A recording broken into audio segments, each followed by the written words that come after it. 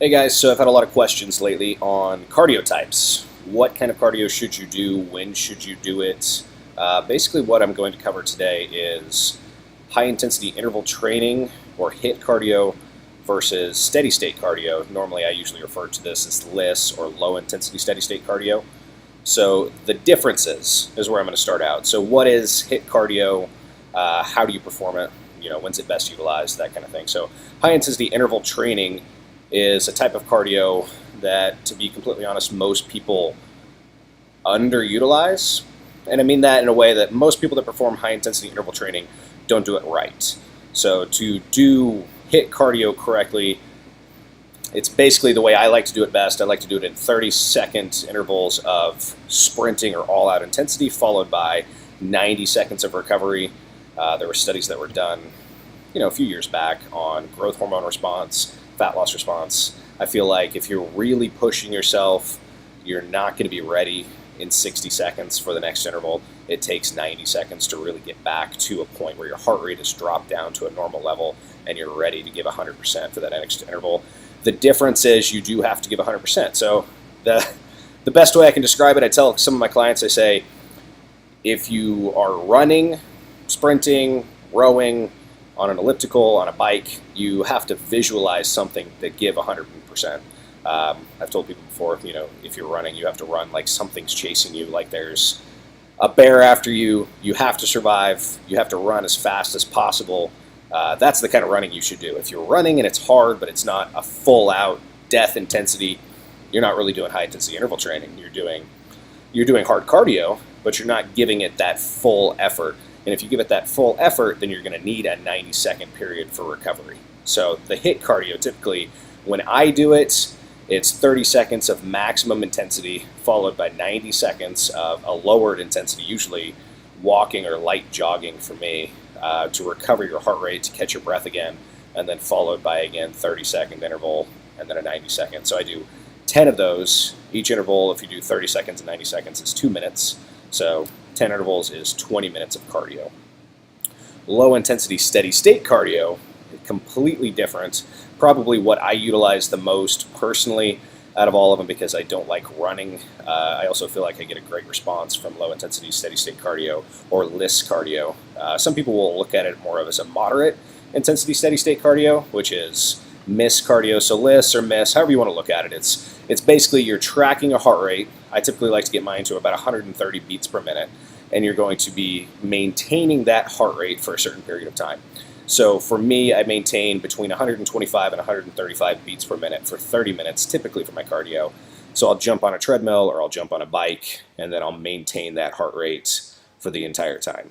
So those are the differences between the two different types of cardio. So how to utilize them best, which one's best for you, that's the part that I'm going to get to next. A question I've had is, should I perform these fasted or in an unfasted or a fed state? So for HIIT cardio, you should always be in a fed state. You should always have food in your stomach. You should always have something in your system to fuel your body, because at this point, HIIT cardio is not intended to burn fat while you're doing it. So HIIT cardio is performed to increase metabolic rate over 36 hours. It increases oxygen consumption after you're done. It increases your metabolism after you're done. It's not about fat loss during. So you should have plenty of food in your system to fuel that workout so you can give 100% on that workout, so that then your metabolism will crank for the next day. But on the opposite hand, low intensity steady state cardio, LISS cardio, I prefer in a fasted state because it allows your body to tap into a fuel source, typically fat, sometimes some glycogen, but it's going to tap into that fat source, and you're going to burn that fat while you're on it. So the difference between the two, HIIT cardio is more about overall metabolic increase, where LISS cardio is typically about fat loss in the session that you're in. Both of them are good. Both have their merits. So which one's best for you? To be honest, most people benefit more, in my experience, from LISS cardio than they do from HIIT cardio. And it's because, like I said, most people don't perform HIIT cardio properly in the first place. And I also have seen from people that don't have the best metabolisms, HIIT cardio doesn't seem to increase their metabolism as much as it does for, say, somebody with an athletic build. Somebody that's already in good shape benefits great from HIIT cardio. Their body adapts to it well.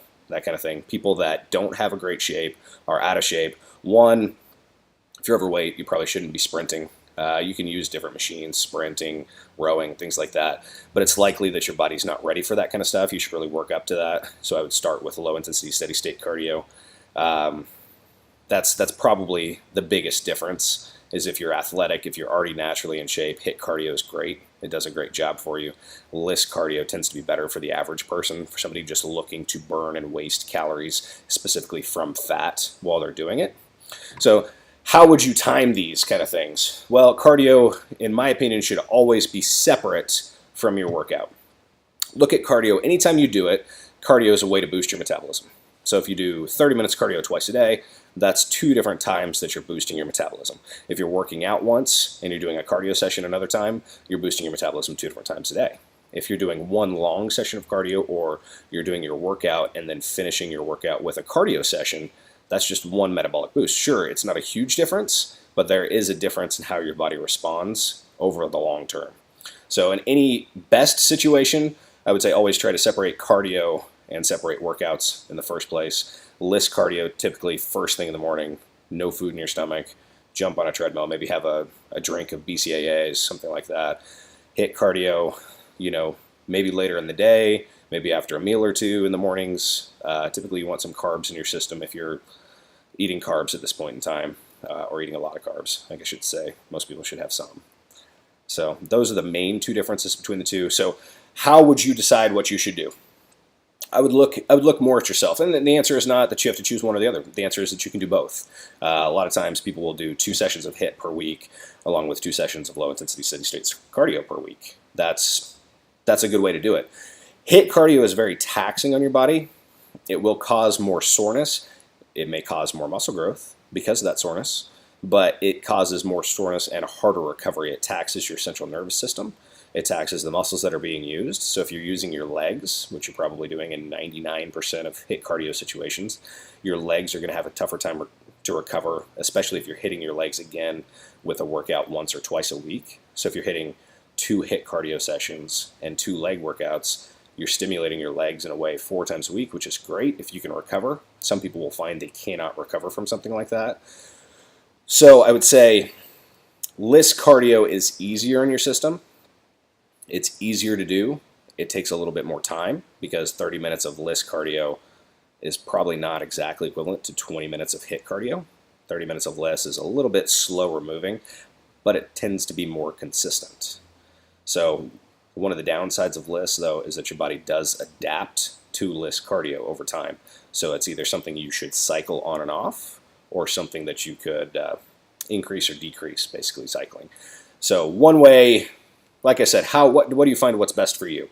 So if you're an athletic build, if you're already in decent shape, if you feel like you're really good at explosive movements, you're a football player, you were a sports, you played soccer, you played something like that back in high school, and you still maintain a good shape, and you still feel like you could get up and run across the room if you wanted to without hurting yourself, HIIT cardio might be a great way for you. You have to make sure you utilize it to its fullest extent, which means really pushing yourself when you're doing it. For the rest of the normal population, which I would still consider myself a normal person, average population, I do LISS cardio. I find it's easier to recover from. It doesn't tax my legs. I'm not sore from it. And I tend to get lean when I use it. So that would be my suggestion for most people.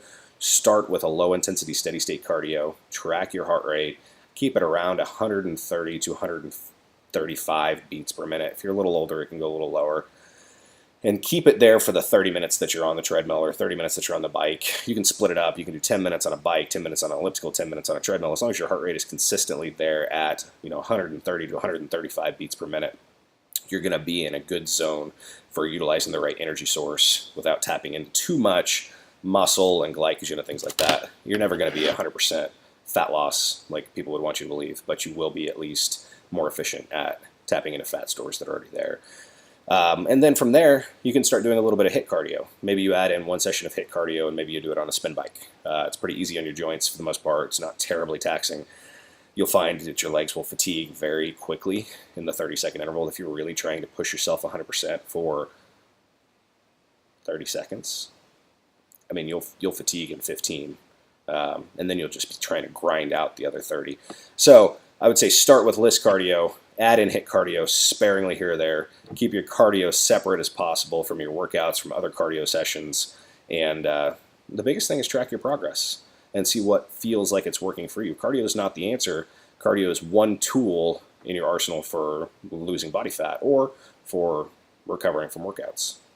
So if you have any more questions, definitely send them to me at jared@316fit.com. Jump on my Instagram at Jared Ragsdale. Go to www.316fit.com for, right here, 316fit. For any questions, just shoot them over. I am happy to answer them. I'm going to start doing more videos like this. They're not terribly professional. I'm here in my warehouse space, just trying to make a video real quick. But definitely want to get the information out there for anybody that is interested or anybody that wants to know more. Thank you.